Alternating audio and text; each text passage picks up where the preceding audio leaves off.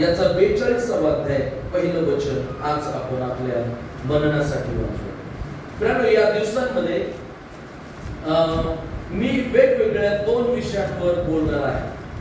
म्हणजे एक रविवार आज जे वचन देवाने मला दिलं आहे त्या वचनातून मी आपल्याला शिक्षण देणार आहे, आणि दुसरा जो विषय आहे हा दुसरा विषय त्याच्या पुढच्या रविवारी, म्हणजे एक पॉइंट, मुद्दा टू मुद्दा आपण येणाऱ्या दिवसात पाहणार आहोत. एक रविवार या विषयावर आम्ही जाणार आहोत आणि त्याच्यानंतरचा रविवार दुसरा जो विषय आहे.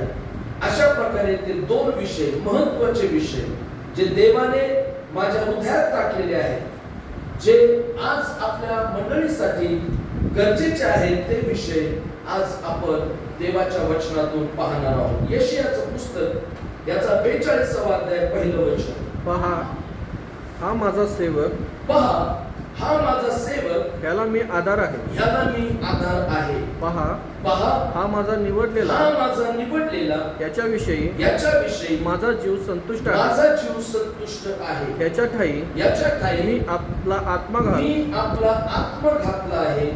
तो राष्ट्रांना न्याय प्राप्त करून देईल. राष्ट्रांना न्याय प्राप्त करून देईल. प्रभू करो हे वाचलेलं वचन तुमच्यासाठी, माझ्यासाठी आशीर्वाद असतो. या ठिकाणी देवाचं वचन सांगतं, यशाया संदेश त्याच्याद्वारे परमेश्वर बोलतो आणि म्हणतो, पहा हा माझा सेवक, याला मी आधार आहे.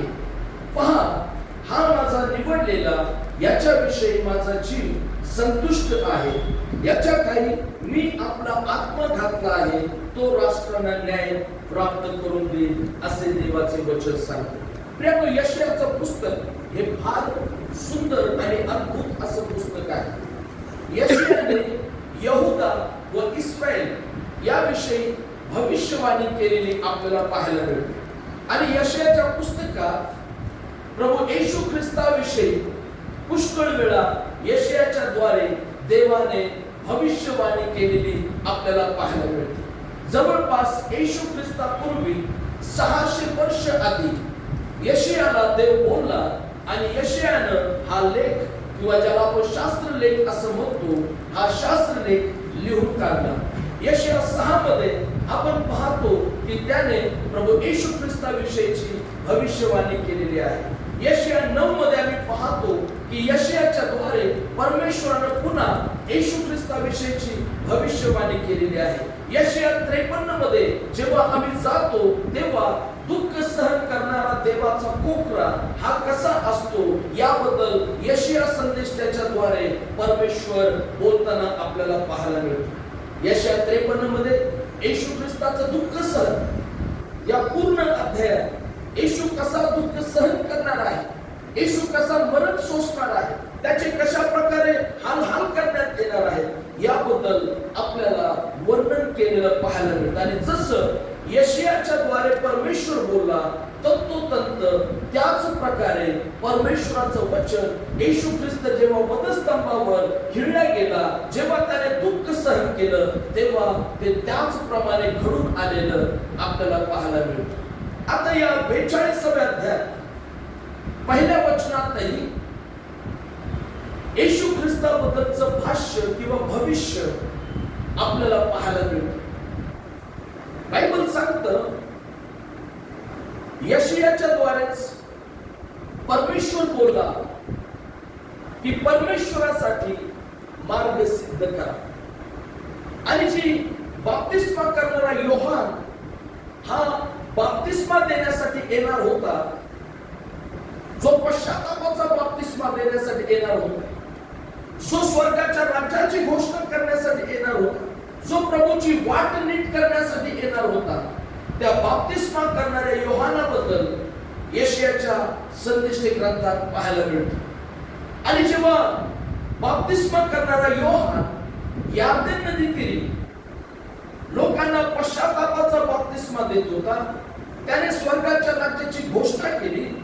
आणि मग येशू ख्रिस्त हा बाप्तिस्मा करणाऱ्या योहानाकडे आला आणि त्याने बाप्तिस्मा करणाऱ्या योहानाच्या हातून यार्देन नदीमध्ये बुडून बाप्तिस्मा घेतला. जेव्हा येशूने बाप्तिस्मा घेतला तेव्हा देवाचं वचन सांगतं की आकाश उघडलं आणि पवित्र आत्मा हा कबुतरासारखा येशू ख्रिस्तावर उतरून आला आणि मग आकाशातून वाणी झाली, जशी वाणी इथं आहे. आकाशातून वाणी झाली की हा माझा परमप्रिय पुत्र आहे, याच्याविषयी माझा जीव संतुष्ट आहे. या 42 वचनात परमेश्वर हेच म्हणतो की पहा, हा माझा निवडलेला, याच्याविषयी माझा जीव संतुष्ट आहे. Praise the Lord. परमेश्वर पुढे जाऊन म्हणतो की ह्याच्या ठाई मी आपला आत्मा घातला आहे, तो राष्ट्रांना न्याय प्राप्त करून देईल, असे देवाचं वचन सांगतं. आता या 42 वचनामध्ये एक विशिष्ट शब्द आपल्याला पाहायला मिळतो, एक वाक्य आपल्याला पाहायला मिळतं, तो म्हणजे पहा हा माझा सेवक. Praise the Lord. इथे एक वाक्य पाहायला मिळते, पहा हा माझा सेवक. आज मी देवाचा सेवक या विषयातून आपल्याशी देवाच्या वचनातून उपदेश करणार आहे. देवाचा सेवक. परमेश्वर म्हणतो पहा हा माझा सेवक. आता प्रश्न असा आहे, देवाचा सेवक हा शब्द ऐकल्यावर आपल्या मनात काय विचार किंवा काय कल्पना निर्माण होतात? देवाचा सेवक म्हणजे काय?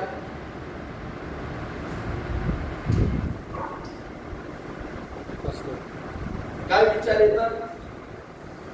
काही लोकांच्या मनात चांगले येत असतील, काही लोकांच्या मनात नकारात्मक विचारांचा प्रभाव निर्माण होत असेल. जे देवाच्या आत्म्याने मला सांगितलं ते आज मला येणाऱ्या दिवसात मंडळीला स्पष्टपणे कळवणं गरजेचं आहे.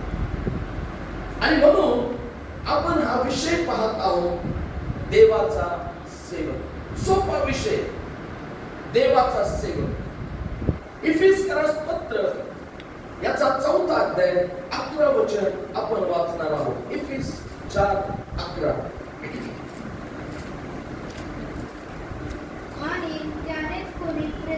आणि त्यानेच कोणी प्रेषित, कोणी संदेश देत, कोणी सुवार्तिक, कोणी पाळक व शिक्षक असे नेमून दिले. हालेलुया.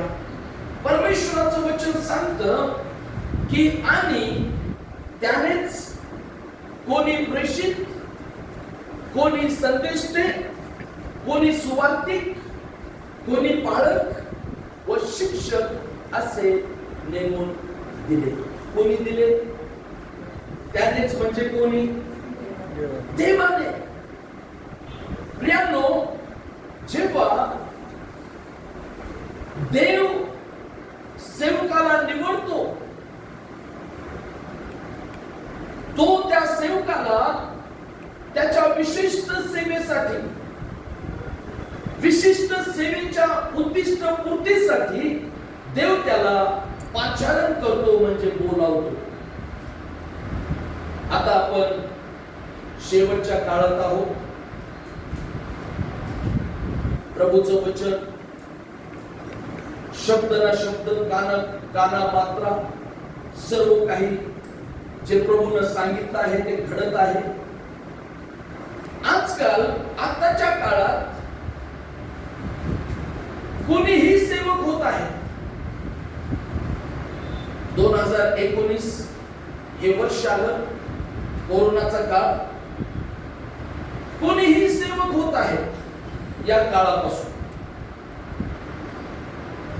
फेसबुक वरचे सेवक, व्हॉट्सअप वरचे सेवक, युट्यूब वरचे सेवक, इंस्टाग्राम वरचे सेवक, त्यातले किती सेवकांना देवाचं बोलावणं आहे हे माहित नाही. आणि किती सेवक जो येणारा काळ आहे त्यात टिकतील. येणारा काळ परीक्षेचा काळ, संकटांचा काळ, आव्हानांचा काळ यात किती टिकतील हे आपल्याला माहित नाही. परंतु इथं बायबल सांगते की त्यानेच कोणी प्रेषित म्हणजे अपोस्टल्स म्हणजेच पाठवलेला, ज्याला आपल्या सोप्या भाषेत मोहीम देऊन पाठवलेला, जा माझं काम, माझं राज्य, माझी सुवार्ता जगाच्या कानाकोपऱ्यात घेऊन जा. अपोस्टल जसं पौल, त्याने 3 मिशनरी फेऱ्या केल्या, सुवार्ता फेऱ्या. मग तो रोमला गेला, इटलीला गेला, आशिया मायनर मध्ये गेला, ठिकठिकाणी तो गेला, कारण तो पाठवलेला होता. आणि त्याने अनेक मंडळ्या स्थापन केल्या, प्रेषित. दुसरं जे सेवकाला देवाने डेझिग्नेशन, त्याला आपण एक पद म्हणतो, किंवा सेवा पद असलं तरच होते असं नाही. मी नेहमी प्रार्थना करतो, देवा मला हे कोणतंच पद नको, मला फक्त तुझा सेवक होऊन सेवा करण्यासाठी सांगितलं. पण बायबल सांगते दुसरं जे आहे संदेश, प्रॉफिट्स. आजकाल तर प्रॉफिट्स वर प्रॉफिट्सच होत आहेत. इतके प्रॉफिट्स आहेत की त्या प्रॉफिट्सची गणतीच नाही.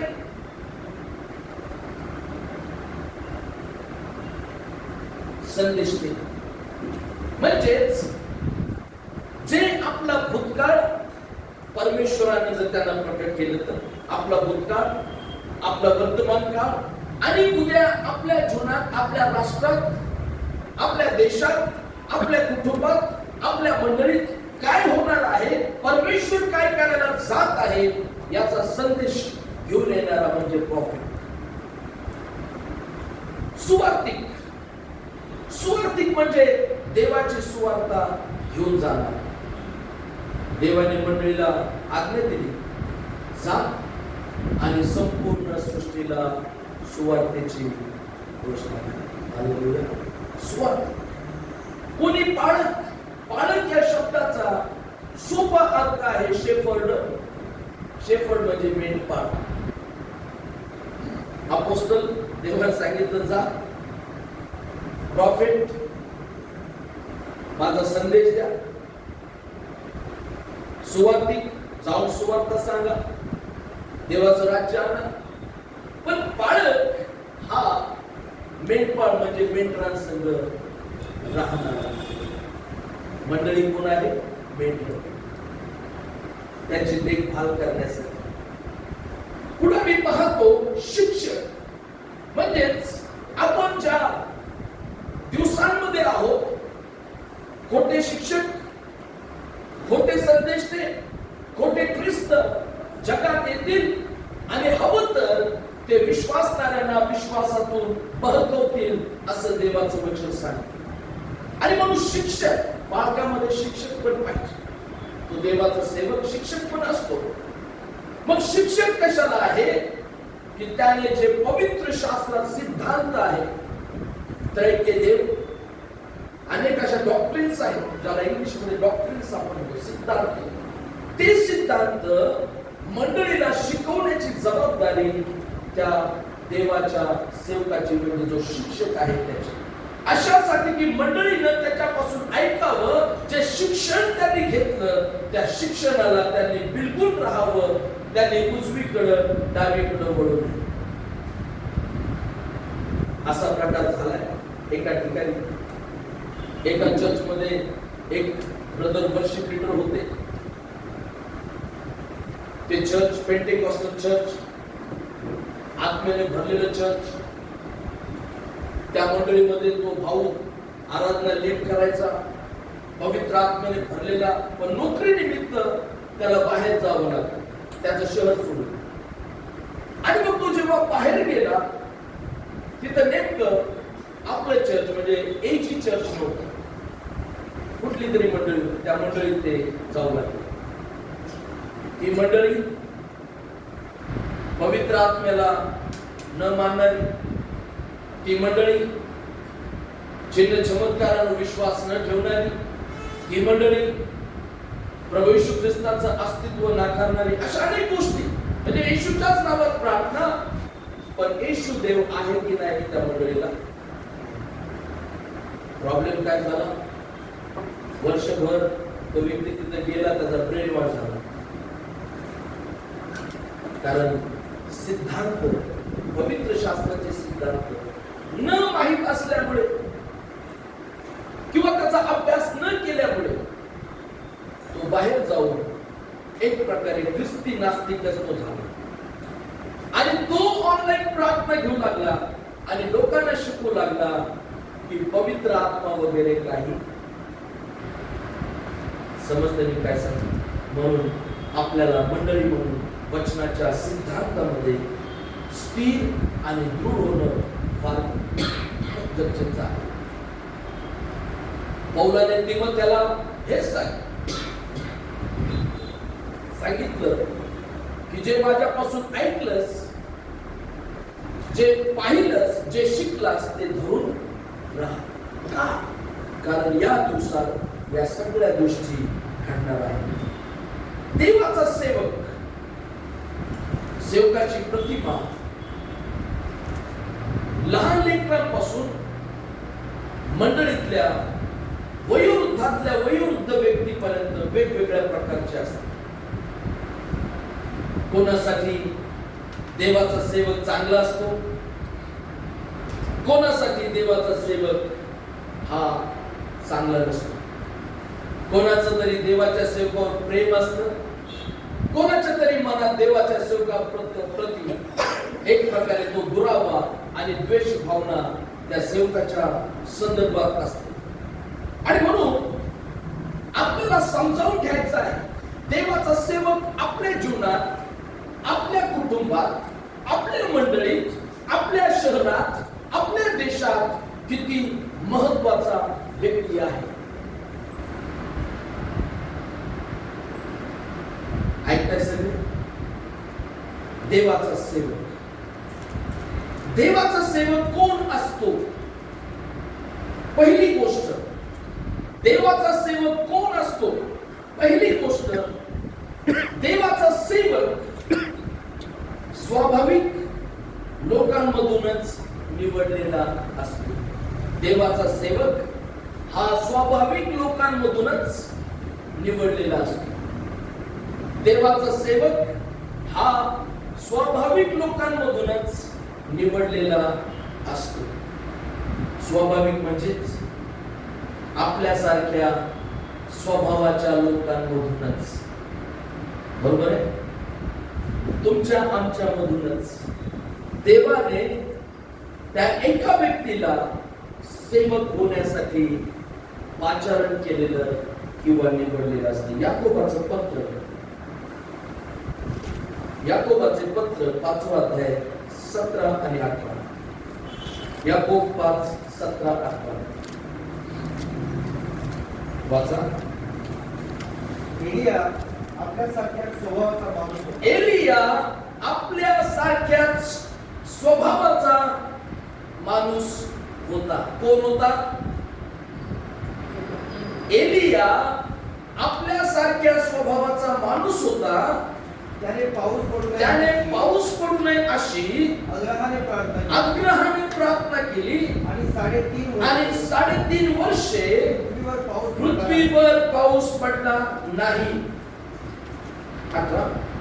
पुन्हा त्याने प्रार्थना केली तेव्हा आकाशाने पाऊस पडला आणि भूमीने आपले फळ उपजवले. हालेलुया.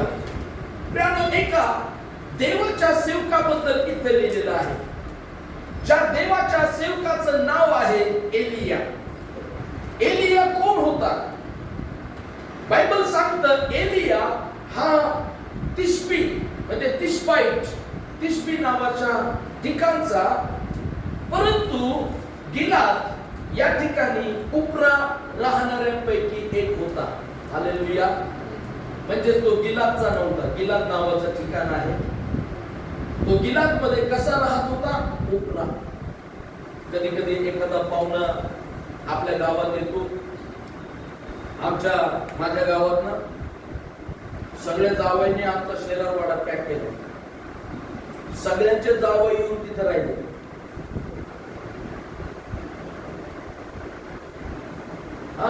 आणि स्वतःचे घर बांधले. मग कधी कधी त्या जावयांना चेष्टेने, आता मेवणे पाहुणे म्हटल्यावर नाही, अहो तुम्ही आमच्या गावात पाहुणे उपरे म्हणजे काय, बाहेर येऊन इथं स्थायिक झाले. मी पण कोल्हापूरमध्ये उपरा आहे, मी इथला नाही. समजतो. एलिया हा तिशबाईट होता, म्हणजे तिशबी नावाच्या ठिकाणचा रहिवासी, परंतु गिलाद या ठिकाणी तो उपरा म्हणून राहणाऱ्यांपैकी एक होता. उपरा.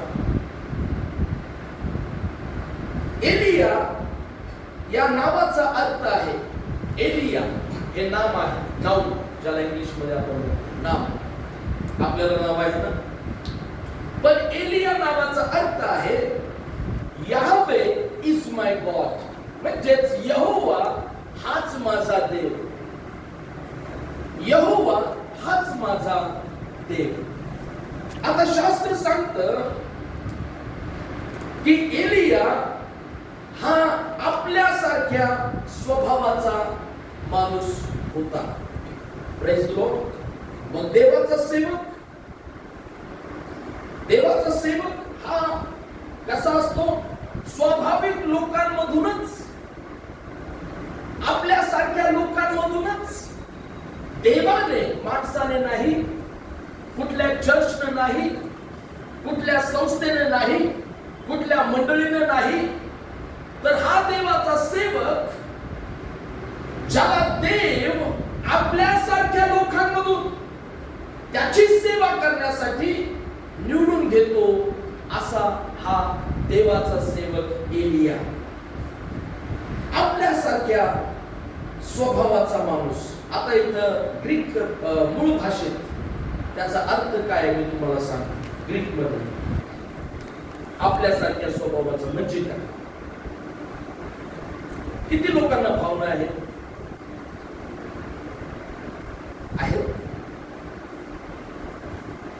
अहो आहेत का?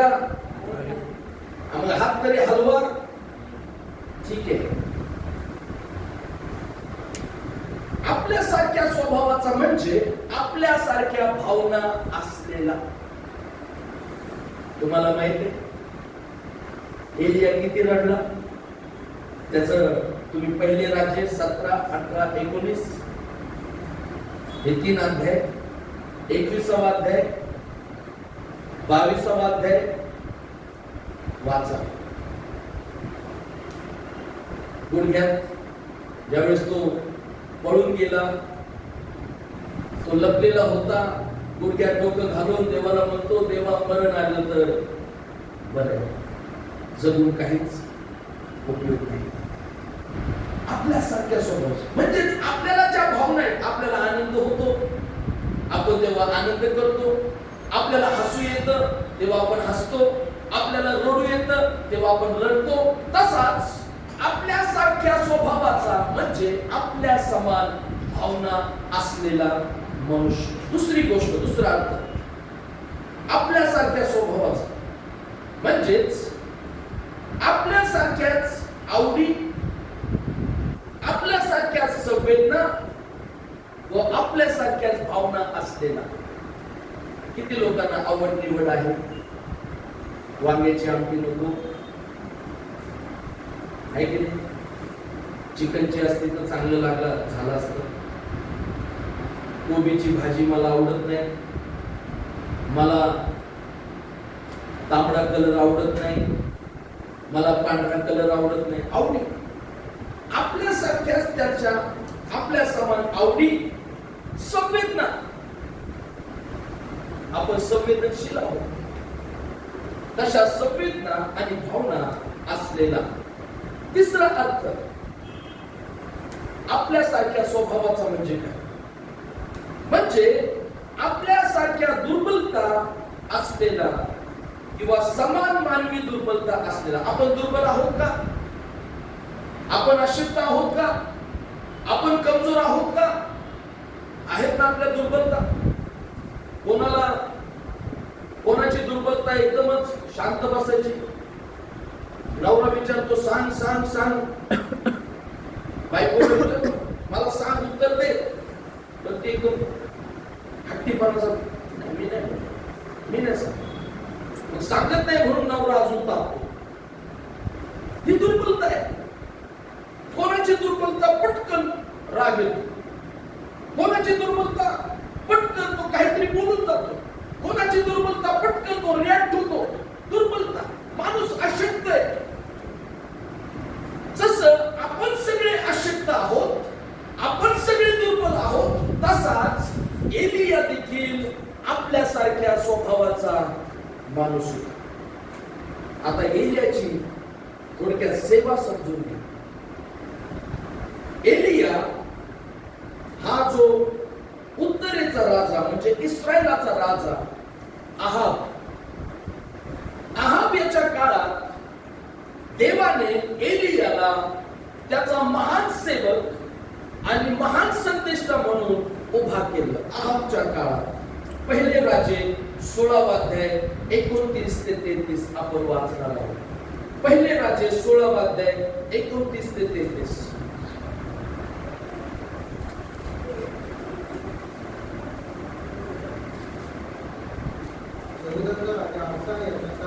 यहुदाचा राजा आसा याच्या कारकिर्दीच्या 38व्या वर्षी अमरीचा पुत्र आहाब इस्रायलवर राज्य करू लागला. त्याने इस्रायलात शमरून येथे 22 वर्ष राज्य केलं. किती वर्ष? 22 वर्ष हा राजा राज्य करीत होता. पुढे वाचा. अमरीचा पुत्र आहाब याने परमेश्वराच्या दृष्टीने वाईट ते केले. हालेलुया. त्यापूर्वी होऊन गेलेल्या सर्वांपेक्षा अधिक वाईट वर्तन त्याने केले. नबाटाचा पुत्र यरोबाम याच्या पाप कर्माचे अनुकरण करणे ही क्षुल्लक गोष्ट आहे असे त्याला वाटते. त्याने सिदोन्यांचा राजा एतबाल याची कन्या इजबेल हिच्याशी लग्न केले आणि तो बालमूर्तीची सेवा व पूजा करू लागला. त्याने बालाचे एक भवन शमरून येथे बांधले व त्यात बालाप्रित्यर्थ एक वेदी बांधली. आहाबाने अशेरा मूर्तीची स्थापना केली. त्याने इस्रायलाचा देव परमेश्वर याला संताप आणण्याजोगी कामे आपल्या पूर्वी होऊन गेलेल्या इस्रायलाच्या सर्व राजांहून अधिक केली. हालेलुया. प्रियानो, दावीदाला देवाने वचन दिलं. जेव्हा दावीद राजा होता तेव्हा देव दावीदाला बोलला की तुझा अंकुर कधीच फुटणार नाही. तुझ्या राजगादीवर बसण्यासाठी तुझ्या वंशात संततीची बाण पडणार नाही. आणि मग दावीदाच्या घराण्यातून अनेक वेगवेगळे राजे झाले आणि त्या राजांपैकी एक राजा हा आहाब. त्याने शमरून येथे इस्रायलावर जवळपास 22 वर्ष राज्य केलं. शमरोन ही आहाबाची राजधानी होती. राजधानीचं शहर नगर म्हणून शमरोनाकडे पाहायला जायचं. या आहाबाने सिदोनाचा राजा एतबाल या राजाची मुलगी जी कन्या इजबेली हिला आपली पत्नी म्हणून स्वीकारली. आता देवाची इस्रायल घराण्यातल्या लोकांना आज्ञा होती की त्यांनी परराष्ट्रीयांशी नाते जोडू नये. कारण देवाला माहित होतं की जर इस्रायल घराण्यातल्या पुरुषांनी इस्रायल घराण्यातल्या स्त्रियांनी जर परराष्ट्रीयांशी नातेसंबंध जोडले तर खात्रीनं जे त्यांच्या नात्यात येतील ते लोक त्यांना देवापासून फिरवतील किंवा त्यांची मनं फिरवतील. पण आहाबाने सिदोनाचा राजा एतबाल याची मुलगी इजबेली जिच्या विषयी, जिच्या दुष्टतेविषयी, जिच्या पापाविषयी बायबलमध्ये फार मोठं विश्लेषण आपल्याला पाहायला मिळतं. इस्पिरिटचं स्पिरिट आपल्याला पवित्र शास्त्रामध्ये पाहायला मिळतं. आणि अशी दुष्ट स्त्री या अहाब राजाने आपली पत्नी म्हणून स्वीकारली असं बायबल सांगते. आणि जेव्हा त्याने तिच्याशी विवाह केला, काय झालं? बायबल सांगतं की तो बाल मूर्तीची सेवा व पूजा करू लागला. एवढंच नाही, जो अब्राहमाचा देव आहे, इसाकाचा देव आहे, याकोबाचा देव आहे, त्या देवाला सोडून, त्या जिवंत देवाला सोडून, जो देव कोणत्याही वस्तूमध्ये राहत नाही, जो देव कोणत्याही प्रतिमेमध्ये राहत नाही, जो देव प्रियनो सर्वभौमाचा देव आहे, अशा देवाला या अहाब राजानं आणि सर्व इस्रायल घराण्यातल्या लोकांनी सोडलं. आणि बायबल सांगतं की तो बाल मूर्तीची सेवा व पूजा करू लागला. एवढ्यावर तो थांबला नाही.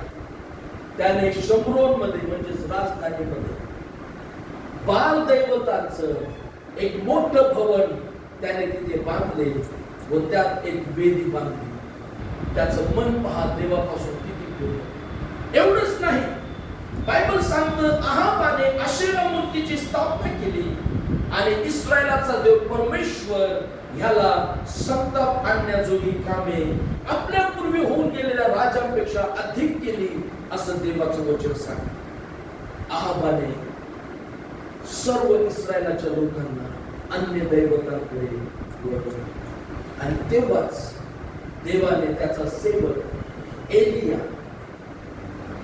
जो उपरा आहे, जो तिष्ठी आहे, जो सामान्य व्यक्ती आहे, आपल्यासारख्या स्वभावाचा, अशा मनुष्याला अहाब राजाकडे त्याचा संदेश घेऊन पाठवलं. 17 अध्याय पहिलं वचन, पहिले राज्य 17:1.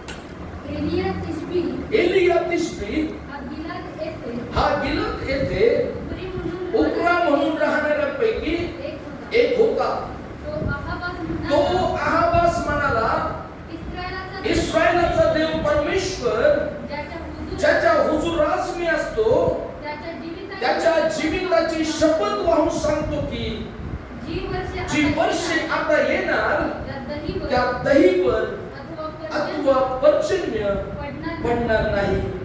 हे सर्व माझ्या सांगण्याप्रमाणे होईल. हालेलुया. कसा माणूस होता एलिया? कसा सेवक होता? आपल्यासारख्या स्वभावाचा. जशा आपल्याला भावना आहेत तशा त्याला भावना आहेत. जशा आपल्याला आवडी निवडी आहेत तशा त्यालाही आवडी निवडी होती. जशा आपल्याला संवेदना आहेत तशा त्यालाही संवेदना होती. जशा आपल्यामध्ये दुर्बलता, अशक्तपणा आहे तसंच अशक्तपणा एलियाच्या जीवनात होता. तो अहाबाकडे गेला आणि त्याने देवाचं वचन अहाबाला सांगितलं. येणारी वर्ष या देशामध्ये पाऊस अथवा दहीवर पडणार नाही. 3.5 वर्ष इस्रायल देशामध्ये दुष्काळ पडला. जसा एलियाने संदेश दिला, देवाने प्रियांनो पाऊस इस्रायल देशामधून आवरून धरला. एकही थेंब पावसाचा इस्रायल देशामध्ये पडला नाही. बायबल सांगतं दहीवर देखील देवाने इस्रायल देशातून आवरून धरला. इतका भीषण दुष्काळ पडला. आणि तेव्हा एलियाला देवाने एका ठिकाणी पाठवलं. देव म्हणतो 3ऱ्या वचनात,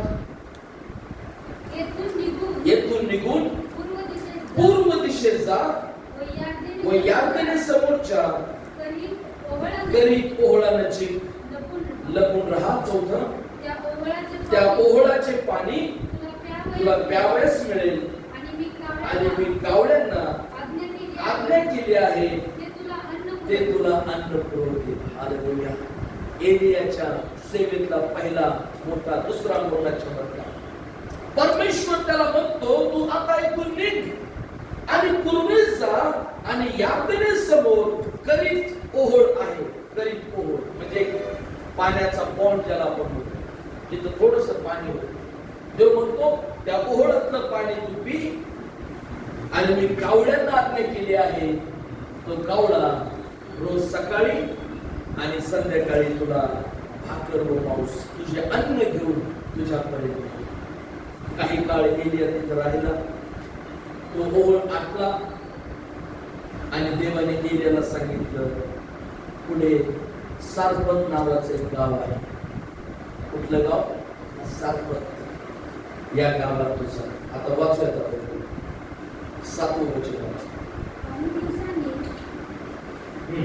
ओढा आटून गेला, कारण त्या दिवसात पर्जन्यवृष्टी झाली नाही. 8वं वचन. तेव्हा त्याला परमेश्वराचे वचन प्राप्त झाले की सर सिदोनातील सारपत नगरात जाऊन राहा, पहा तुझे पोषण करण्याची तिथल्या एका विधवेला मी आज्ञा केली आहे. एका विधवेला तुझं पोषण करण्याची, तुझी काळजी घेण्याची मी आज्ञा केली. सारपतला जा. एलिया सारपतला पोहोचतोच, त्या वेशीवरच ती विधवा त्याला भेटतो आणि एलिया त्या विधवेला म्हणतो जाऊन माझ्यासाठी थोडं प्यायला पाणी आण. ती विधवा पाणी आणायला फिरते न फिरतेच एलिया तिला म्हणतो की माझ्यासाठी भाकरीचा एक तुकडा पण घेऊन. त्या विधवेने एलियाला उत्तर दिलं. ती म्हणाली तुमचा देव परमेश्वर याच्या जीविताची शपथ, माझ्याजवळ भाकर मुळीच नाही, मडक्यात मुठभर पीठ आणि कुपीत थोडेसे तेल एवढे मात्र आहे. मी 2 काटक्या जमा करीत आहे. मग मी घरी जाऊन माझ्यासाठी व आपल्या मुलासाठी तयार करीन. आम्ही ते खाऊ आणि मग आम्ही मरू. विधवा खरं बोलली. थोडस पीठ आहे, एकच भाकर होईल, थोडस तेल आहे, आम्ही ते खाणार, मी आणि माझा मुलगा, आणि मग आम्ही मरणारच आहोत. एलिया त्या विधवेला म्हणतो तुला जे करायचं ते कर, पण माझ्यासाठी एक छोटीशी भाकर बनव आणि ती मला घे. एलियाच्या द्वारे परमेश्वर काय म्हटला पहा. 14 वचन. एलियाने तिला काय सांगितलं? इस्रायलाचा देव परमेश्वर म्हणतो परमेश्वर पृथ्वीवर पर्जन्यवृष्टी करील, त्या दिवसापर्यंत तुझे पिकाचे मडके रिकामे होणार नाही आणि तेलाची कोबी आटणार नाही. तिने जाऊन एलियाच्या सांगण्याप्रमाणे पूर्ण दुष्काळ संपेपर्यंत त्या विधवेच्या घरातलं पीठ आणि तेल संपलं नाही. मग काही काळ गेला. एलिया तिथंच तिच्या घरात वरच्या खोलीत राहायचा आणि तिचा मुलगा, एकच मुलगा, तो आजारी पडला. इतका आजारी पडला की तो मरायला टेकला आणि त्याचा श्वास बंद झाला असं बायबल सांगते. तेव्हा ती स्त्री एलियाकडे आली. 18 वचन, 17 अध्याय 18 वचन. हे देवाच्या माणसा, तुमचा माझा काय संबंध? माझ्या पातकांचे मला स्मरण द्यावे व माझ्या मुलाला मारून टाकावे म्हणून तुम्ही माझ्या घरी आला आहात काय? तो तिला म्हणाला तुझ्या मुलाला घेऊन. एलियाला उलट ती बाई बोलली, ती विधवा बोलली की माझा काय संबंध आहे, माझं पाप मला आठवण करून द्या. आणि मग एलियाने त्या मुलाला त्याच्या खोलीमध्ये नेलं. त्या मुलासाठी त्याने प्रार्थना केली, देवाजवळ काकळूत केली आणि त्या मुलावर त्याने 3 वेळा पाखर घातली आणि तो मेलेला मुलगा, त्या विधवेचा मुलगा जिवंत झाला. आणि मग तिने म्हटलं खरोखर आपण जिवंत देवाचा संदेश आहात. दुसरा चमत्कार, तिसरा चमत्कार एलियाच्या द्वारे तो मुलगा मरणातून जिवंत झाला. मग एलिया जेव्हा पाऊस पडायचा होता तेव्हा पुन्हा आहाबाला भेटायला आला. 18व्या अध्यायात, पहिले राज्य 18, नंतर घरी गेलो वाचा. आहाबाला भेटायला आल्यावर एलियाने आव्हान केलं की तुझे सगळे संदेश ते जमा कर, कारण त्यांच्याकडे सगळे खोटे संदेश होते. खोट्या संदेशांची खूप मोठी संख्या होती. आणि त्या काळी इस्माइली राणी जे देवाचे संदेष्टे होते, जे खरा संदेश द्यायचे, त्या संदेशाची हत्या करत होती असं बायबल सांगते. मग हे सगळे 450 संदेष्टे कार्मेल डोंगरावर जमा झाले. आहाब तिथं होता, एलिया तिथं होता, लोक समुदाय तिथे होता आणि एलियानं त्या संदेशांना वेदी बांधायला लावली आणि मग त्याने अर्पण करायला लावलं. अर्पण केल्यावर त्याने सांगितलं की तुमच्या देवाची प्रार्थना करा आणि जो देव स्वर्गातून अग्नीच्या द्वारे प्रकट होईल तो देव जिवंत देव आहे असं माना. हे संदेश ते दिवसभर बडबड बडबड बडबड करू लागले, जप करू लागले, आपल्या अंगावर वार करून घेऊ लागले, पण काहीच होईना. मग एलियानं जेव्हा संध्याकाळ होऊ लागली तेव्हा वेदी रचली, त्या वेदीवर अर्पण ठेवलं, तिथं थोडीशी खळगी तयार केली आणि एलियानं 4 भांडी पाणी त्या वेदीवर ओतलं. ती खळगी सगळी पाण्याने भरली असं बायबल सांगते. आणि मग एलियानं स्वर्गाच्या देवाची प्रार्थना केली. आहाबाला कळावं की त्याने जिवंत देवाचा त्याग केला आहे. सर्व इस्रायल लोकांना कळावं की त्याने जिवंत देवापासून आपलं मुख फिरवलेलं आहे. आणि जेव्हा एलियाने प्रार्थना केली, बायबल सांगतं स्वर्गातून अग्नी त्या वेदीवर, एलियाने रचलेल्या ओल्या वेदीवर, जी वेदी पाण्याने भरलेली होती, त्या वेदीवर देवाचा अग्नी उतरून आला. आणि मग एलियानं आणि इस्रायल लोकांनी त्या 450 संदेष्टाचा वध केला. आणि एलिया कार्मेल डोंगरावर प्रार्थना करू लागला. त्याच्या सोबत त्याचा एक सेवक होता. त्या सेवकाला सांगितलं जा आणि समुद्राच्या दिशेने पहा काही येत आहे का. त्याने जाऊन पाहिलं, पहिल्यांदा काहीच दिसेना.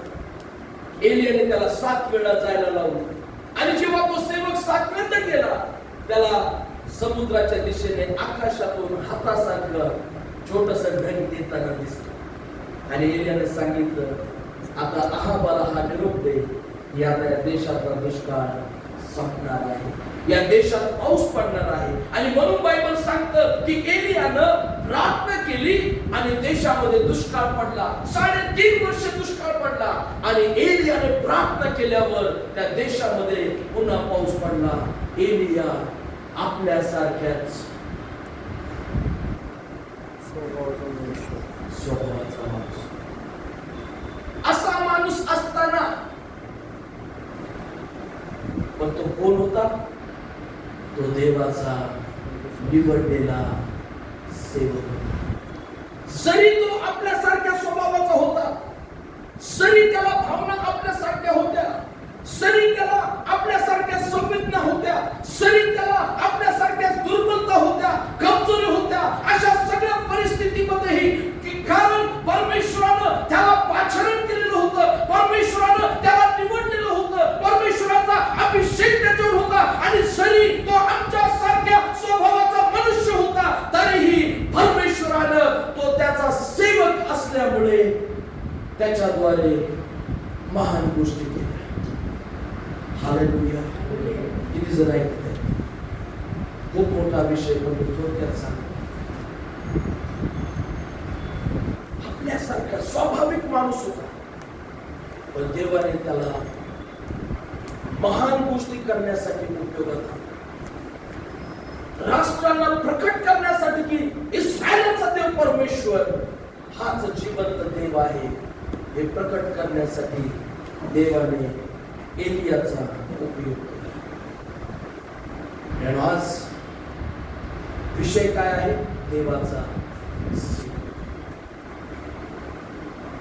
देवानं कोणाला प्रेषित, कोणाला संदेष्टा,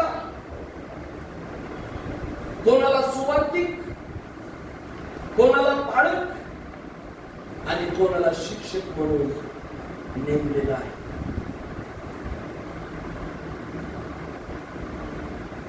आणि प्रत्येक देवाचा सेवक, मग तो मी असो किंवा जगातला कोणताही सेवक असो, तो मोठ्या मंडळीचा सेवक असो, तो छोट्यातल्या छोट्या कल्पाचा सेवक असो, तो सेवक सोशल मीडियावर प्रसिद्ध असो, तो सेवक अप्रसिद्ध असो, तो प्रत्येक सेवक हा आपल्यामधूनच आपल्यासारख्या स्वभावाचाच मनुष्य निवडलेला असतो. किती जण ऐकतात? बरोबर आहे? असं नव्हतं. एलियाला 4 हात 4 पाय नाही का, स्वर्गातून अवतरलेला असा तो सेवक होता. काय नाही. किंवा असं पण नव्हतं की विशिष्ट नाही का सुपरमॅनचा ड्रेस त्याला देवाने घातलेला आहे नाही का, सुपरमॅन. कारण तो देवाचा सेवक आहे. मंडळीचे इमॅजिनेशन काय असतं मला सांगायचं. सुपरमॅनचे कपडे घातलेला एलिया, इमॅजिन करा. एलियाचं किती गुणगान झालं असतं नाही का, एकदम अचानक असं झालं हवे पुढं. आणि तो तसा जात होता बरं का. बायबल सांगतो वापरणीतून तो ठिकठिकाणी जात होता, अचानक जायचा. कारण परमेश्वराचा आत्मा त्याला घेऊन जायचा. मी सगळं सांगत नाही, थोडक्यात मी सांगतो. तो कोणी विशिष्ट असा दर्जा घेऊन राजवाड्यात जन्मलेला, विशिष्ट कुठली तरी पावर घेऊन जन्माला आलेला नव्हता. एलिया आपल्यासारख्याच स्वभावाचा माणूस. पण तो कोण होता? कोण होता? देवाचा सेवक. देवाचा सेवक.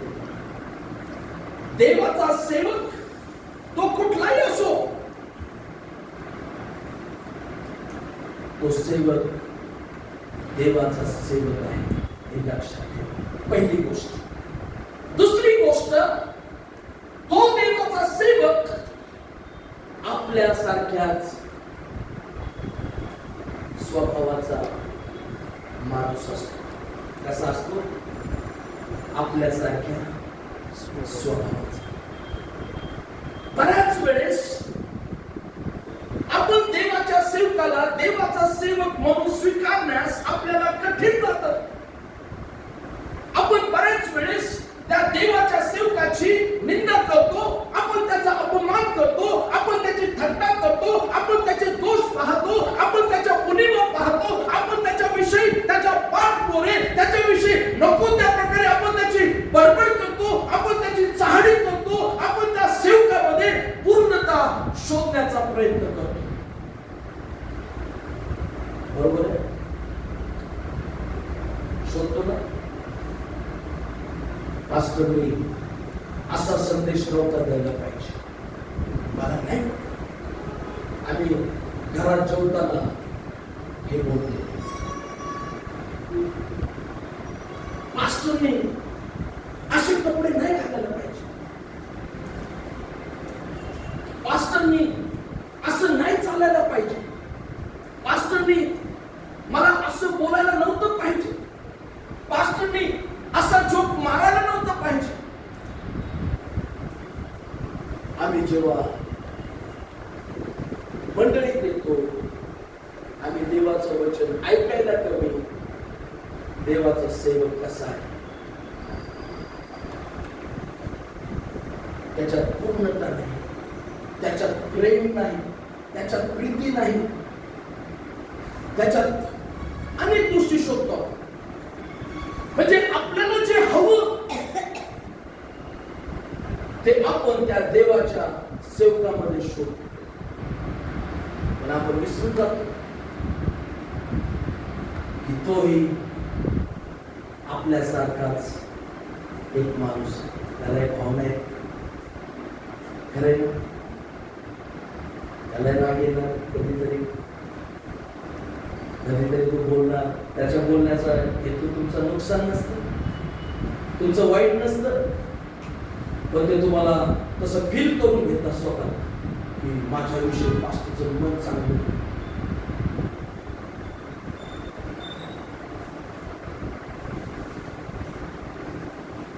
तो देवाचा सेवक, त्याच्यामध्ये आपण उणीवा शोधतो आणि आपण त्याच्या तोंडावर, त्याच्या समोर त्याचा खूप सन्मान करतो. चांगली गोष्ट.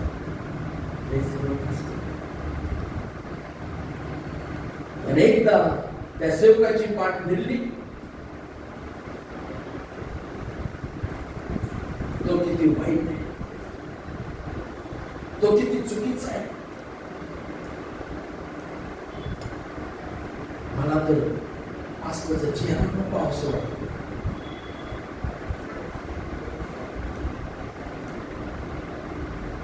खरे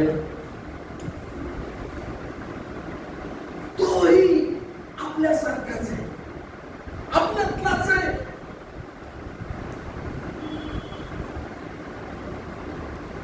हे मंडळीला कधीच लक्षात येत नाही. एलिया पण आपल्यासारखाच होता. जसं एलियाला एका सामान्य माणसाला देवाने इस्रायलाचं राष्ट्र हलवण्यासाठी उभा केलं, तसं प्रियांनो या सेवकालाही आपल्या जीवनात काहीतरी करण्यासाठी देवाने पाठवले. अनन्य साधारण गोष्टी आता साक्ष ऐकल्या. मावशीने साक्ष दिली, 3 वर्षापूर्वीच मी या जगातून गेली असते. मला माहित नाही त्यांच्या घरच्या लोकांच्या लक्षात आहे की नाही. ते सगळे त्या डॉक्टरने सांगितलं त्यांचं लिव्हर बदलावं लागणार. खरं ना? सगळे माझ्याकडे आले, सिस्टर पण आल्या, मी त्यांच्या संगच होतो. आणि सिस्टरने विचारलं काय करायचं पास्टर, बरोबर ना?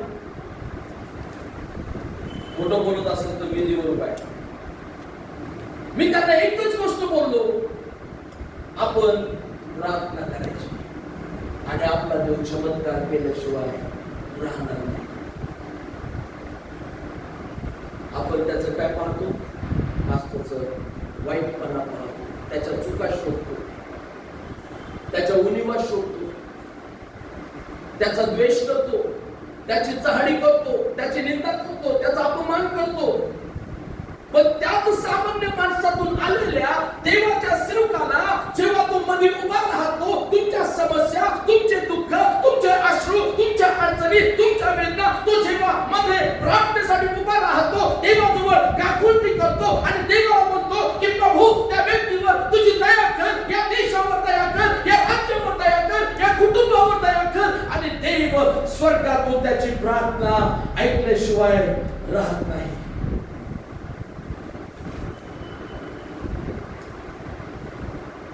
तरी आम्ही म्हणतो पास्टर वाईट आहे.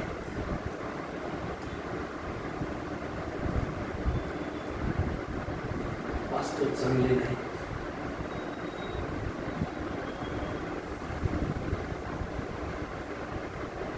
तोही आपल्या स्वभावाचाच बोले.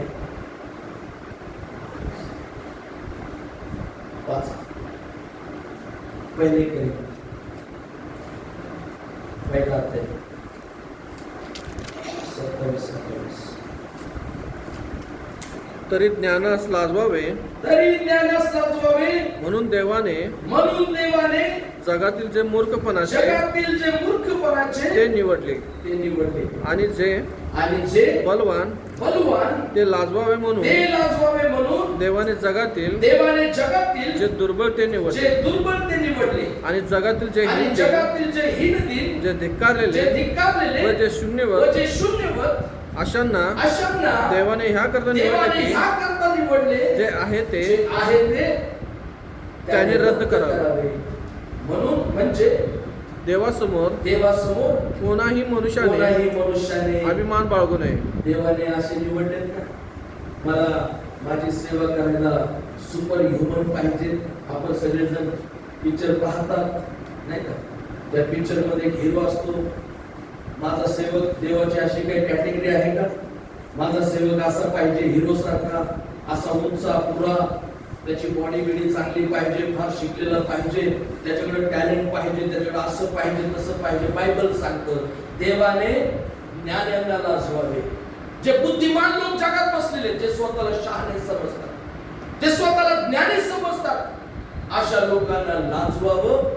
म्हणून आमच्यासारख्या मूर्ख लोकांना, आम्ही मूर्खच आहे, ठीक आहे, तुम्ही म्हणता ना मूर्ख आहे, नो प्रॉब्लेम, मूर्खच आहे. कारण मूर्खांनाच त्याने देवाचं गौरव करण्यासाठी निवडले. जे बलवान आहेत त्यांना लाजवण्यासाठी, जगाच्या दृष्टीने जे दुर्बळ आहे, दुर्बळ म्हणजे काय, कमजोर. मला तर स्वप्नातही कधी वाटलं नव्हतं मी कधीतरी देवाचं वचन सांगणार आहे. मला कधीच सेवक म्हणजे ख्रिस्त हा विषयच नव्हता माझ्या जीवनात.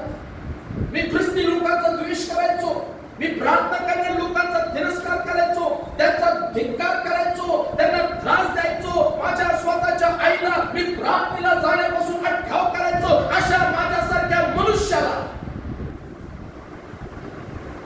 कधी देवाने निवडलं?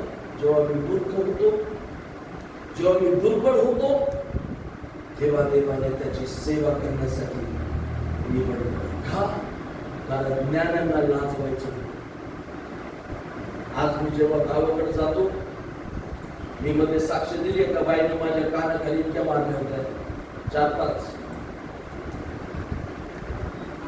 त्याच बाईनं मला तिच्या घरात प्रार्थनेसाठी नेलं. पाळक साहेब, आमच्या घरात पण प्रार्थना. हालेलुया. ज्ञानांना लाजवण्यासाठी, बलवानांना लाजवण्यासाठी देवाने मूर्ख, दुर्बळ, जे शून्यवत आहेत, जे धिक्कारलेले आहेत, अशांना त्याचे सेवक होण्यासाठी निवडलेला आहे. एक लक्षात ठेवा, देवाच्या सेवकाशिवाय तुमच्या जीवनात तुम्ही काहीच करू शकत नाही. ज्यावेळेस तुम्ही त्याच्यापासून, मग कुणी असेल, पास्टर विकास असेल, कुठलाही सेवक असेल, आम्ही सेवकाशिवाय आमच्या जीवनात काहीच करू शकत नाही. आपण येणारे काही आपण शिकणार आहोत अजून खूप गोष्टी. देवाच्या सेवकाची अवस्था काय आहे? पहिले करेल 14 9 ते 13. कारण मला वाटते देवाने आम्हा प्रेषितांना शेवटल्या जागेवरचे आणि मरणास नेमलेल्यासारखे करून पुढे ठेवले आहे. कारण आम्ही जगाला म्हणजे देवदूतांना, जगाला पौराणिकांना काय नाव दिले? देवदूत. जगाला म्हणजे देवदूतांना, माणसांना जणू. बऱ्याच मंडळांमध्ये प्रॉब्लेम आहे. पास्टर त्याचं जीवन, त्याची प्रायव्हेट लाईफ, त्याचं कुटुंब, त्याची सेवा, हिचा मंडळीतलेच लोक तमाशा करतात. पौलाला हे अनुभव आला. तो म्हणतो आम्ही जणू काय तमाशा असे झालो. पुढं वाचा. आम्ही ख्रिस्तामुळे मूर्ख, तुम्ही सगळे ख्रिस्तामध्ये कोण आहात? बाळक सगळे मूर्ख आहे. त्यांना काय कळतं? आमचा प्रॉब्लेम काय समजतो? आमचे दुःख काय समजणार? आमच्या अडचणी काय समजणार? आमचे त्रास काय समजणार? उठतो सुटतो, येतो आणि नुसतं उपदेश करतो, येतो आणि ज्ञान शिकवतो, येतो आणि सांगतो हे करा आणि हे नका करू. आम्ही तुमच्यासाठी, आम्ही ख्रिस्तामुळे मूर्ख, तुम्ही ख्रिस्तामध्ये शहाणे. पुढे वाचा. आम्ही अशक्त, तुम्ही कसे? बाळक कसं दिसलं पाहिजे? अशक्त दिसलं पाहिजे. भाकरीला मोहताज असा दिसला पाहिजे. त्याने चांगले कपडे घातले, मंडळीला वाटतं की पास्टरकडे कुठून तरी लई मोठं धबड आलेलं दिसते. खरं आम्ही अशक्त, मंडळी कशी पाहिजे? बाळक कसं पाहिजे? असं बोंबला सारखं नाही, सुद्धा बोंबीला असतो. देवाच्या कृपेने मी तसं नाही राहिलो. पोरं मानवलं मला, आलो तेव्हा सुक्का बोंबीलच होतो. पण इतका सुक्का बोंबील दिसला पाहिजे की त्याच्या ओठाला तोंडाला कोरड दिसले. आता हा पाळ शोध, आता हा देवाचा. कारण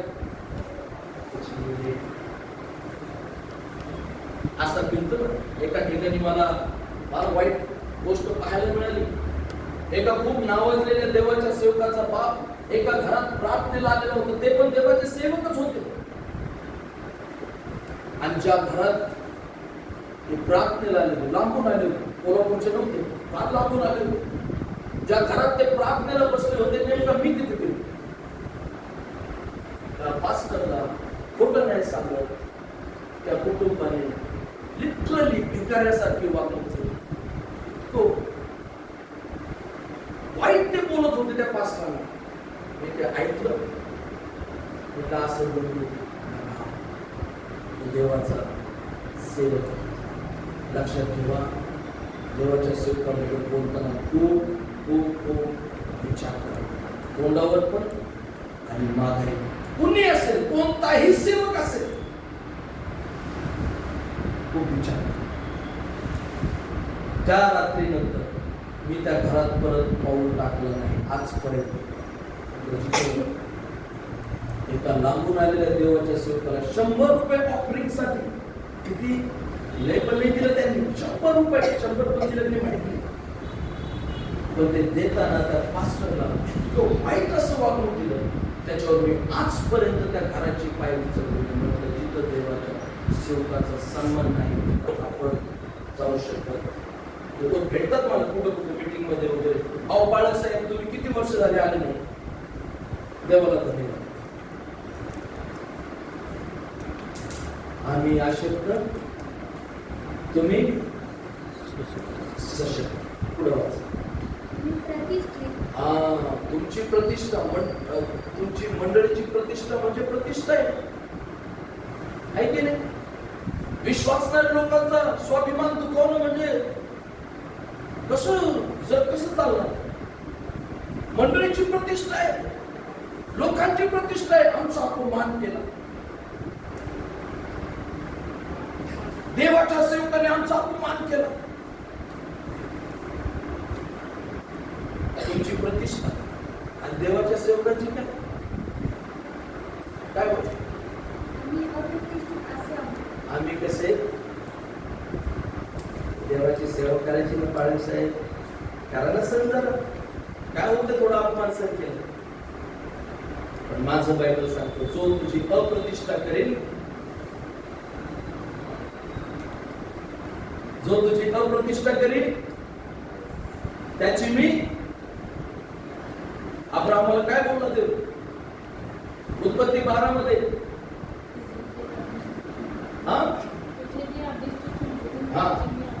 म्हणजे जो तुझी प्रतिष्ठा करील त्याची मी प्रतिष्ठा करीन, जो तुझी अप्रतिष्ठा करील त्याची मी अप्रतिष्ठा करतो. तुम्ही त्याची घराच्या एका कोपऱ्यात अप्रतिष्ठा करता, देव तुमच्या दाराच्या बाहेर तुमची अप्रतिष्ठा करतो. तुम्ही दाराच्या बाहेर त्याची अप्रतिष्ठा करता, तुमची चौकात अप्रतिष्ठा करता. तुम्ही चौकात त्याची अप्रतिष्ठा करता, तुमच्या गावात तो तुमची अप्रतिष्ठा करतो. कारण देव त्याच्या सेवकाचा अपमान कधीच सोसू शकत नाही. म्हणून बायबल सांगतो, माझ्या अभिषिक्ताला हात लावू नका. आज जागे व्हा. जे ऑनलाईन ऐकणार आहेत त्या सगळ्या विश्वासणाऱ्यांनाही सांगतो, देवाच्या सेवकांचा सन्मान करा. कारण तो सेवक परिपूर्ण नसतो, तो सेवक स्वर्गातून आलेला नाही, तो सेवक कोणीतरी विशिष्ट असा दिव्यदूत नाही. तो सेवक तुमच्या आणि आमच्या सारख्याच स्वभावाचा माणूस असतो. तुमची प्रतिष्ठा प्रतिष्ठित, आम्ही अप्रतिष्ठित असे आहोत. बस वचन थांबलं. आज किती लोक देवाच्या सेवकाचं खरंच सन्मान करतात? तोंडावर करू नका, तोंड देखला सन्मान करू नका. त्याचा सन्मान करायचा, त्याच्या पाठीमागे जास्त करा. जेव्हा तो तुम्हाला पाहायला कोणी तुमच्याजवळ येऊन, तुमचा बाळक असा आहे त्या दारूच्या दुकानाजवळ दिसतो, हा का, खरंच का, किती वाजता काय पास्टर आहे, काय देवाचा सेवक आहे, असं वचन सांगतो दारूच्या दुकानावर. समजतं मी काय सांगतो. एका शहरात असं झालं, एक पास्टर देवाची सेवा करायचे आणि त्यांनी त्यांच्या मंडळीतल्याच कुटुंबातलं मंडळीतले कुटुंब त्यांच्या शेजारी खोली घेतली. पास्टर पालखी बाईक करायची. आणि काय झालं, जे पहिल्या रात्री ते गेले तिथं राहायला,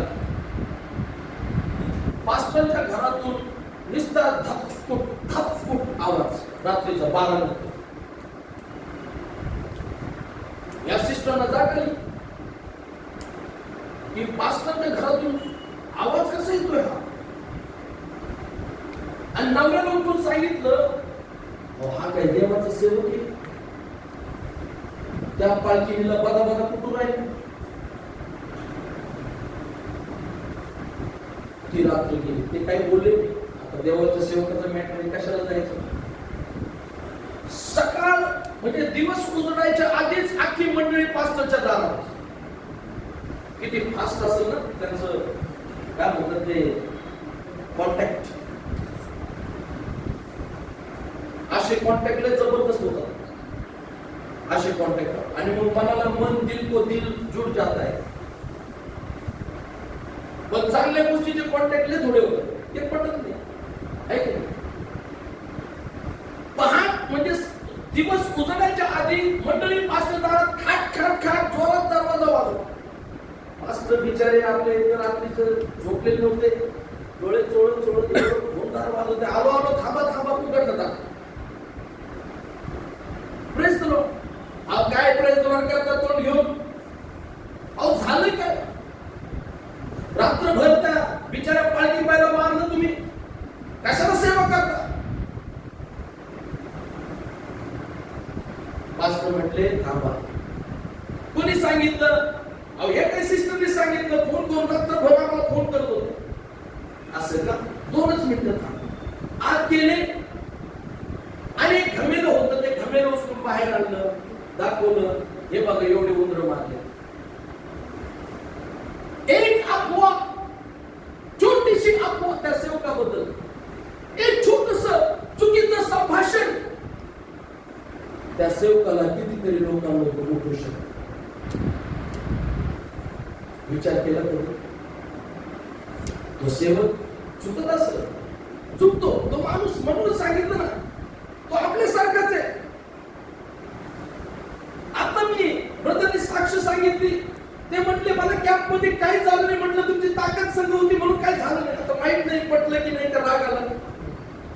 माणूस आहे मी, खरं की नाही. तुमच्यासारखाच आहे, तुमच्यातलंच आहे. जेव्हा तो चुकतो, जेव्हा काहीतरी तो बोलतो, जेव्हा तो रागवतो, जेव्हा काहीतरी तो रिॲक्शन देतो, ते आम्ही वर्षानुवर्ष आमच्या मनामध्ये घेऊन चालतो. ती आडी, ज्याला आडी म्हणतो, ती गाठ. म्हणून इथं लोक कमी. प्रॉब्लेम कुठे आहे. देवाच्या सेवकाकडे पाहण्याचा नजरिया जो आहे तो आजकाल बदलायला लागलेला आहे. लोकांना खरं आवडत नाही, लोकांना सत्य आवडत नाही, लोकांना ते पटत नाही. देवाच्या अभिषेकाला हात लावू नका. बायबल सांगतो त्याच्याबद्दल बोलू पण नका. आणि बोलला तर त्याचा परिणाम काय. मत्तई 12:36-37.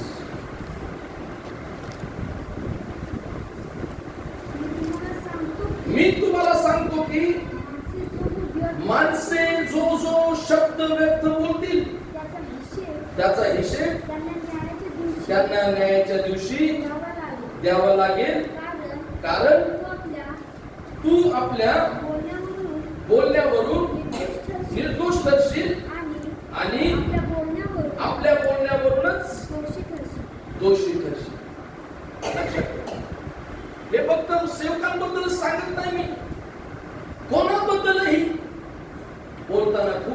करा, कारण तुमचे शब्द तुम्ही अंधारात नाही बोललात ते शब्द देवा मनातले शब्द जर तो ऐकतो तर तुम्ही बोललेले शब्द तो ऐकत नसतो. बायबल सांगतं की आपल्या बोलण्यावरून दोषी ठरशील.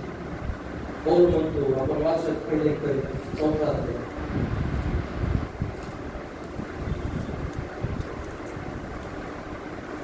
याचा 4 आणि 5 वचन वाचा.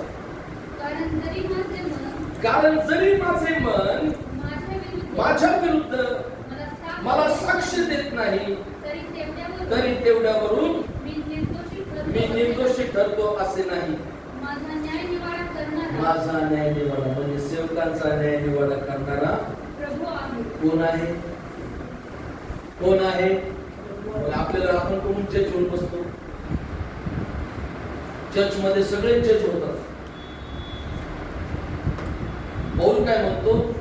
माझी सत्सत्व बुद्धी पण मला सांगत नाही की मी दोषी आहे, तरीही तो म्हणतो मी असं म्हणत नाही की मी निर्दोष आहे.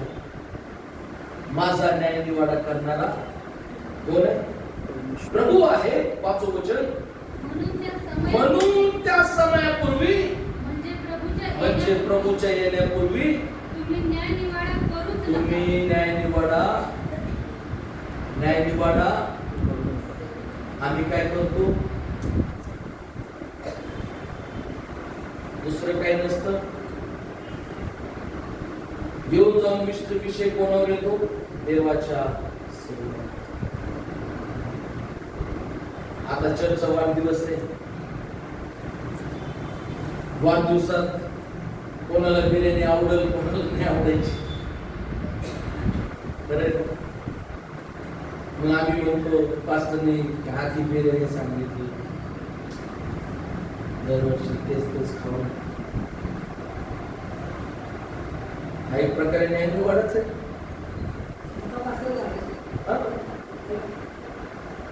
शास्त्र सांगतं त्या समयापूर्वी म्हणजे प्रभूच्या येण्यापूर्वी तुम्ही न्याय निवाडा करू नका. आज देव आपल्याला इशारा देतो. इशारा देवाचा सेवक कोण असतो? देवाचा सेवक. जसा एलिया आपल्यासारखा होता तसाच तो सेवकही आपल्यासारखा असतो. पण फरक एक आहे तुमच्यात आणि देवाच्या सेवकात. जे एलियाने केलं, एलियाच्या जीवनात सेवेत घडलं, तसेच महत्त्वते देव त्याच्या सेवकाच्या द्वारे आजही केले.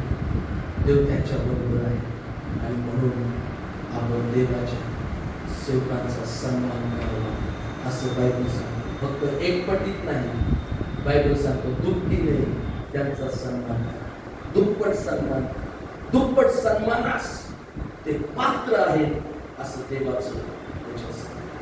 या आपण आपल्या जागेवर उभं राहावे.